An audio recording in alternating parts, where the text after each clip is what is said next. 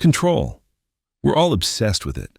But what if letting go of control is actually the key to having more of it?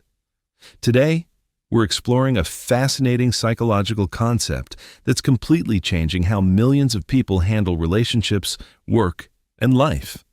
That's such an intriguing paradox. I've been watching this "let them" theory explode across social media, and the response has been incredible. You know what really caught my attention? The origin story. Mel Robbins had this breakthrough moment when her son was uninvited from a party, and instead of jumping in to fix it like most parents would, she just let it be. Hmm, that must have been so difficult as a parent. What made that moment so significant? Well, here's the fascinating part. She realized that by trying to control or fix the situation, she was actually causing herself more stress than the original problem. The data shows we spend about 70% of our mental energy trying to control things we ultimately can't. That's exactly why this is resonating with so many people right now, especially after the pandemic, when we all realized how little control we actually have. Right.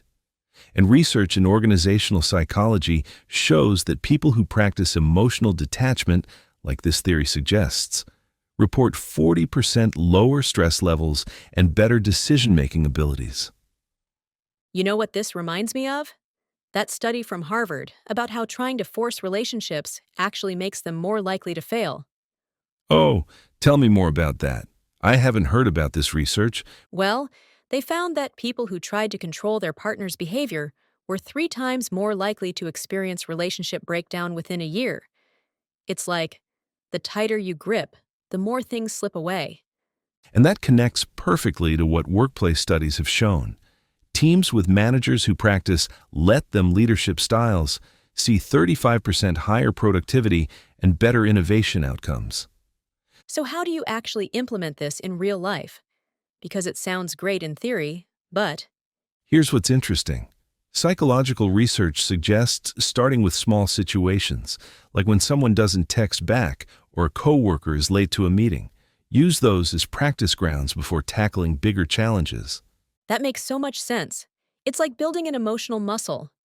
Exactly. And here's what the neuroscience tells us. Every time you choose not to react, you're actually rewiring your brain's stress response.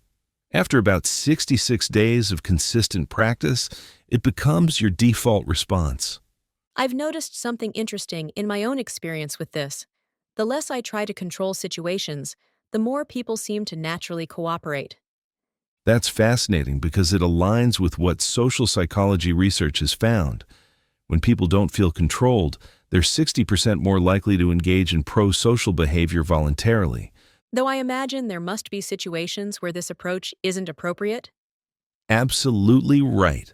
Mental health professionals emphasize that this isn't about ignoring abuse or dangerous situations. It's specifically for those scenarios where our desire for control is actually causing more harm than good. And I suppose that's where the wisdom comes in, knowing the difference between what we should address and what we should let go. The data on this is pretty clear. Studies show that people who can differentiate between actionable problems and uncontrollable situations report 45% higher life satisfaction scores. That's remarkable. What about the long-term effects of practicing this approach? Well, longitudinal studies have shown some fascinating results. And people who adopt this mindset show improved immune function, better sleep patterns, and a 30% reduction in anxiety-related symptoms over time. Those are some powerful benefits from such a simple shift in thinking. And here's what might be the most interesting finding: the ripple effect. When one person in a group starts practicing this approach, it influences the behavior of others around them. Research shows it can reduce workplace conflict by up to 40%. So in essence, by letting go of control, we're actually creating more positive change than if we tried to force it. Exactly. And as we wrap up, here's what I think is most powerful about this whole concept. It's not about giving up or not caring. It's about choosing where to invest our emotional energy, which research shows is our most valuable personal resource. That really puts everything into perspective, doesn't it? Sometimes the best way to gain control is to let it go. And that might be the most counterintuitive truth of all.